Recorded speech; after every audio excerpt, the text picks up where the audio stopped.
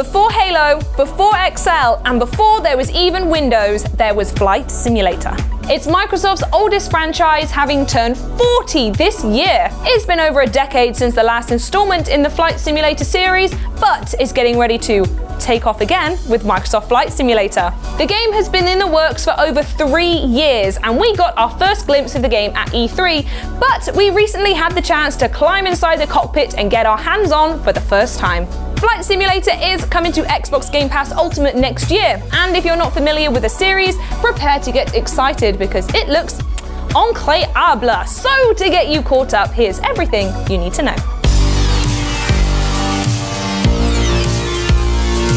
The biggest thing about Flight Simulator, literally, is that the game includes the entire Earth. Yes, all of it. The game is being developed by Asobo Studio, who set a Guinness World Record back in the day for the biggest playable area in a console game in 2009 with their racing game Fuel.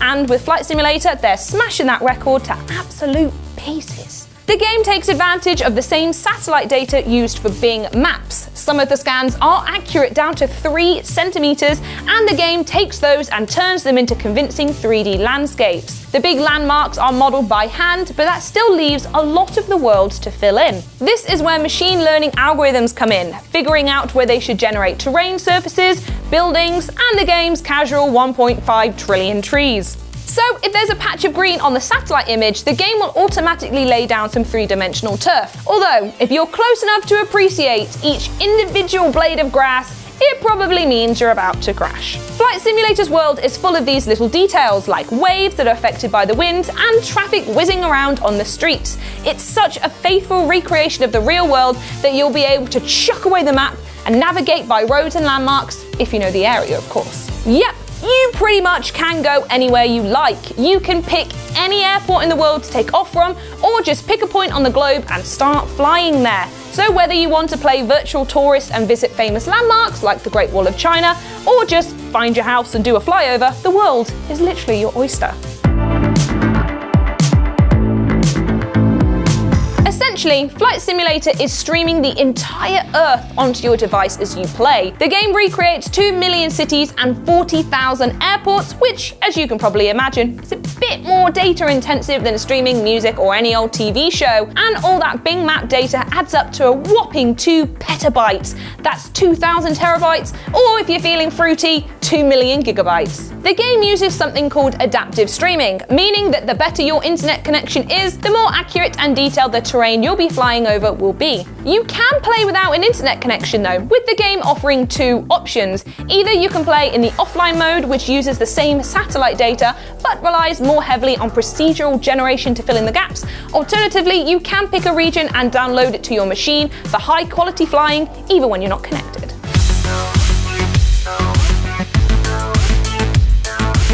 Of course, it's not all about what's below you as you fly. Asobo is pouring just as much love and attention into the sky itself. With volumetric clouds that cast shadows and a ridiculous 600-kilometer draw distance, these have to be the greatest skies ever seen in a video game.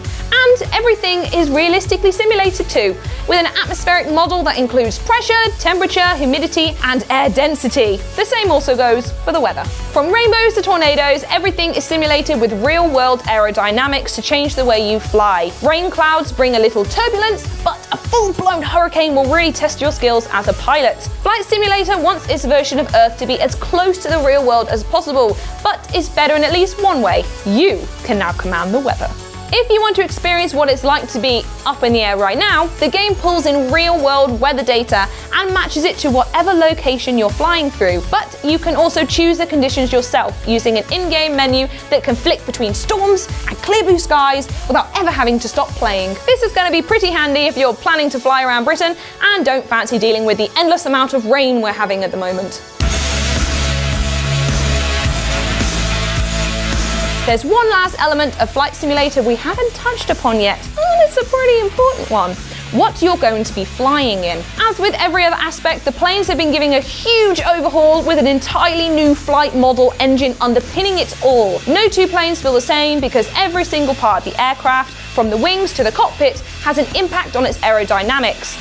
And of course, they look pretty lovely too. You can choose to fly from an external view or jump right into the cockpit with incredibly detailed 4K interiors that are lit dynamically based on the conditions you're flying in. If you're a newcomer to Flight Simulator and all those dials and instruments look a little bit daunting, then you'll be pleased to know that the game lets you set the level of complexity. There are a bunch of assists you can turn on, as well as checklists to help guide you through the more complicated bits. Asobo also want this to be the most accessible game in the series so far. There's full support for colorblind players, and the game will be playable with an Xbox One controller and the Xbox Adaptive Controller. On the other end of the spectrum, however, if you're a hardcore simulation fan with your own flight stick and pedal setup, there'll be plenty to enjoy here too. Asobo is working to make the game compatible with as many peripherals as possible, and the game will support mods so the community can keep adding to it after launch.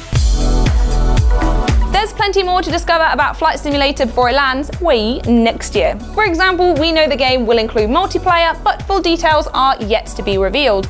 All you really need to know is that the game is launching on Xbox Game Pass Ultimate next year. In the meantime, stay up to date by hitting that subscribe button and hitting a like on this video, but also make sure you check out our daily streams over on Mixer. Come and say hi to me in the comments, and I'll see you in the next video. Thanks for watching. Bye!